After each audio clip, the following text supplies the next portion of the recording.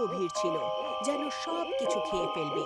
এটা হলো NH44 এর একটা শান্ত জায়গা, যেখান থেকে একটা পুরনো টানেল যাচ্ছিল। টানেলের একদম শুরুতে একটা ফাটা সাইনবোর্ড ছিল, যার মধ্যে লেখা ছিল মোরিয়া টানেল 1927। সাইনবোর্ডের ঠিক নিচে ছোট্ট অক্ষরে একটা জিনিস লেখা ছিল, রাত্রির বেলা এখানে থামা বারণ। হাওয়ায় একটা আলাদা রকম শান্তি ছিল, আর দূর থেকে কুকুরের আওয়াজ আসছিল। কারে 3 জন বন্ধু বসেছিল, অর্জুন, রিয়া আর নেহা। অর্জুন গাড়ি চালাচ্ছিল।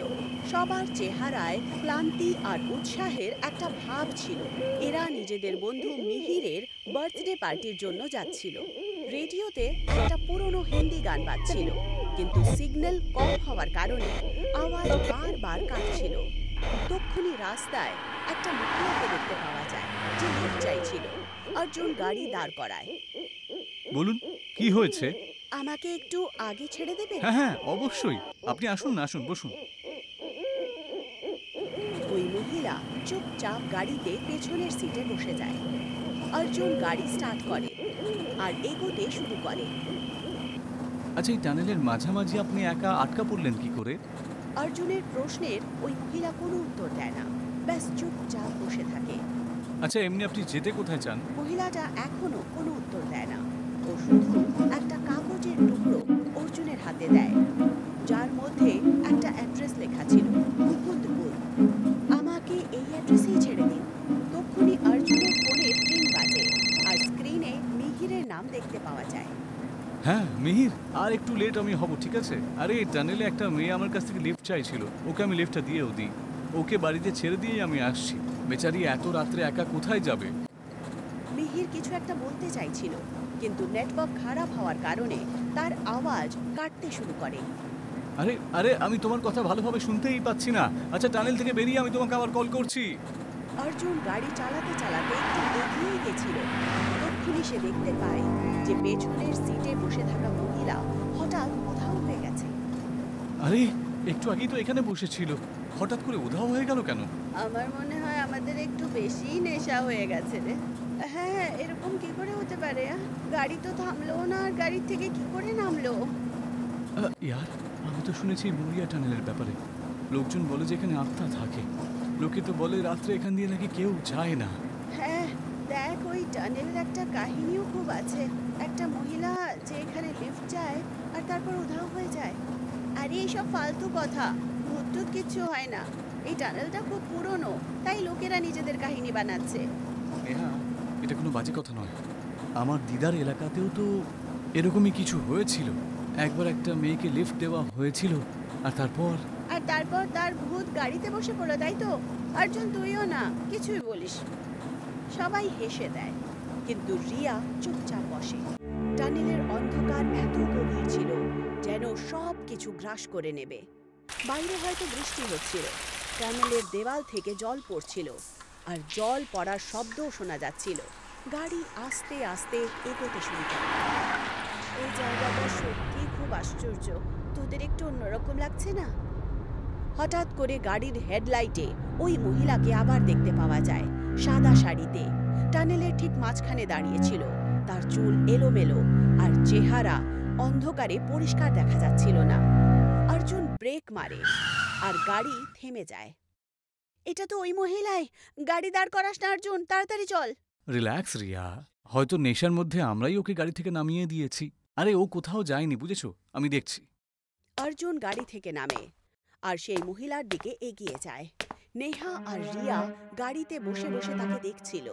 মহিলা নিজের চেহারা দেখায় না, শুধু একটা হাত দিয়ে ইশারা করে, যেন আবার লিফট চাইছে।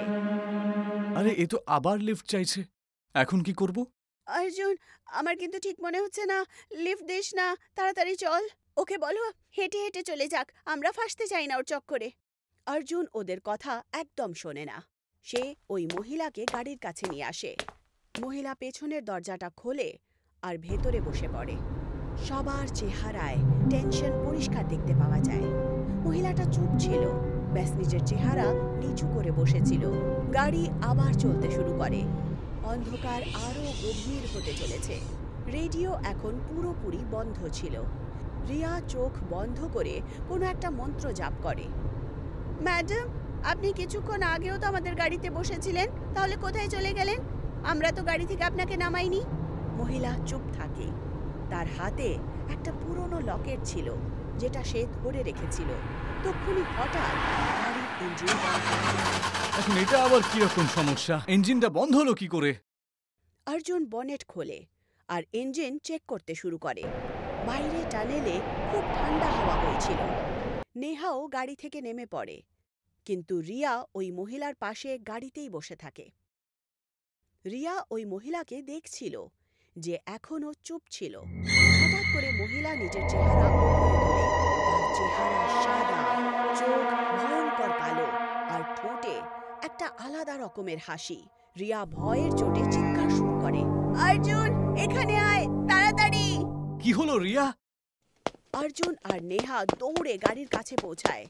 গাড়িতে তাকাতেই দেখতে পায় যে ওই মহিলা এখন ভূতনি হয়ে গেছিল। সে রিয়াকে মেরে ফেলেছে আর তার রক্ত চুষছিল। আরে এ তো দেখছি পেতনি! পালাও! ভূতনির ভয়ঙ্কর চেহারা দেখে অর্জুন আর নেহা দুজনই পালাতে শুরু করে, কিন্তু পালাতে পালাতে তারা দেখতে পায় যে ভূতনি তাদের সামনে দাঁড়িয়ে আছে। ও দুজনের উপর আক্রমণ করে। তক্ষুনি অর্জুনের ফোনে মিহিরের কল আসে। স্ক্রিনে মিহিরের নাম লেখা ছিল। মিহির নিজের বাড়িতে খুব চিন্তিত ছিল। তার বন্ধুরা এখন ফোন ওঠাচ্ছিল না। জানি না আমার বন্ধুর কি হয়েছে, ও তো ফোনটাও তুলছে না। আরে শেষ কথা হয়েছিল তখনও মরিয়া টানেলটা ক্রস করছিল, তার সাথে আর কোনো খবরই পাওয়া যায়নি ওর। মিহির নিজের বন্ধুর চিন্তায় পুলিশ স্টেশনে পৌঁছে যায়। স্যার, আমার বন্ধু আমার বাড়িতে আসছিল। যখন ও মরিয়া টানেল ক্রস করছিল না, তখন ওর সাথে আমার কথা হয়েছিল। তারপর থেকে ওর আর আমি কোনো খবর পাইনি। তা শেষবার তুমি তোমার বন্ধুর সাথে কটায় কথা বলেছ? তখন রাত্রির 10টা বাজছিল হয়তো। আমি খুব ভয় পাচ্ছি, ওর সাথে আবার কোনো বিপদ হয়নি তো? হ্যাঁ স্যার, আমাদের এক্ষুনি বেরিয়ে পড়তে হবে। মরিয়া টানেলে নানা রকমের ঘটনা ঘটে, এমন খবর আমরা প্রায়ই পাই। পুলিশ আর মিহির সময় নষ্ট না করে ভুতিয়া টানেলের দিকে চলে যায়। ওখানে পৌঁছে দেখতে পায় যে অর্জুনের গাড়ি টানেলের মাঝখানে দাঁড়িয়ে আছে। স্যার, এটা আমার বন্ধু অর্জুনেরই গাড়ি, মাঝ রাস্তায় দাঁড়িয়ে রয়েছে। হয়তো নিশ্চয়ই খারাপ হয়েছে। যাক বাবা, গাড়ির অ্যাক্সিডেন্টটা তো হয়নি। তোমার বন্ধু হয়তো নিরাপদে আছে। মিহির পুলিশের গাড়ি থেকে বেরিয়ে অর্জুনের গাড়ি দেখতে যায়। যেই মাত্র সে গাড়ির ভেতরে দেখতে পায় যে রিয়ার লাশ পড়ে আছে আর একটা ভূতনি সেই লাশের রক্ত চুষে খাচ্ছে। মিহিরকে দেখা মাত্রই ভূতনি গায়েব হয়ে যায়। মিহির ভয়ের চোটে কাঁপতে শুরু করে। Sir, sir, sir! Police inspector মিহিরের চিৎকার শুনে দৌড়ে চলে আসেন। কি হলো? গাড়ির ভেতরে রিয়ার লাশটা পড়ে আছে। অর্জুন আর রিয়া উধাও। হতে পারে অর্জুন আর নেহা রিয়াকে মার্ডার করে দিয়ে পালিয়ে গেছে। আরে ওরা একে কেন মারতে যাবে? হ্যাঁ, আমি নিজের চোখে এক্ষুনি দেখতে পেয়েছি। একটা আত্মা ছিল যার নিজের ভয়ঙ্কর চোখ ছিল, ভয়ঙ্কর মুখটা দেখতে ছিল, আর রিয়ার লাশটাকে ও উবড়ে উবড়ে খাচ্ছিল। পুলিশ ইন্সপেক্টরও গাড়িতে তাকিয়ে দেখেন আর ভয় পান। রিয়ার লাশ এরকম অবস্থায় ছিল যেন কেউ তাকে কেটে কেটে খেয়ে ফেলেছে। মিহির অর্জুনকে ফোন করে। অর্জুনের ফোনের রিং কিছুটা দূরেই বাজছিল। মিহির আর ইন্সপেক্টর সেই দিশাতেই এগিয়ে যান আর ওখানে অর্জুন আর নেহার লাশ দেখতে পায়। এটাই তো আমার বন্ধু অর্জুন আর নেহা। অর্জুন আর নেহার লাশ দেখার পর মিহির আর পুলিশ ইন্সপেক্টর ভয় পেয়ে যায়। ইন্সপেক্টর লাশের তল্লাশি নেন। তখন উনি একটা কাগজের টুকরো খুঁজে পান যার মধ্যে একটা অ্যাড্রেস লেখা ছিল। গলি নাম্বার 19, সাকেত নগর। এটা কার ঠিকানা? স্যার, শেষবার যখন অর্জুনের সাথে আমার কথা হয়েছিল তখন ও তো বলেছিল একটি মহিলা লিফট চেয়েছিল। হয়তো এটা ওরই ঠিকানা হবে। হতেই পারে ওই মহিলাটাই এদের সবাইকে মেরে দিয়েছে। এটা মার্ডারের কেসও কিন্তু হতে পারে। এই ঠিকানাতে গেলে আমরা সবকিছু জানতে পারবো। পুলিশ আর মিহির ওই কাগজে লেখা অ্যাড্রেসের দিকে এগিয়ে পড়ে। দুজনের মনে প্রশ্ন ছিল, এটা কি একটা মার্ডার নাকি কোনো ভূত এদের তিনজনকে নিজের শিকার বানিয়েছে।